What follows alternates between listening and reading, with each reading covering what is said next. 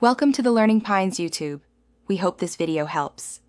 You start by picking a sharp image and making a depth-capable file. Use portrait mode or a live photo. That gives iOS depth data. Once done, open your conversion app or image editor and separate foreground and background into layers, or export as hike with depth map. Make sure your iPhone model supports perspective or depth wallpaper features. Save a copy to Photos and test it as a live photo. This ensures the upcoming steps will have the necessary data to create a convincing 3D effect. Now you generate and refine the depth map so the phone can simulate distance. In the app, paint or auto-generate depth values. Near objects get stronger values, background gets lower. Once refined, apply a subtle blur to the background and keep sharp edges for the subject. This creates believable parallax.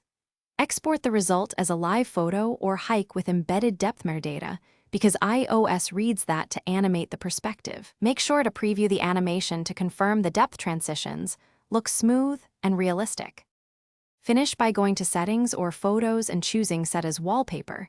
Pick the live photo/hike and enable perspective zoom or depth effect where available. Position and scale the image, then set for lock screen or both.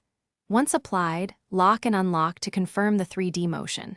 If the effect is weak, make small edits to the depth map, increase foreground separation, or re-export with depth metadata. If nothing changes, convert to a portrait live photo instead. That often restores depth recognition on. Thanks for watching. Consider subscribing if we helped you.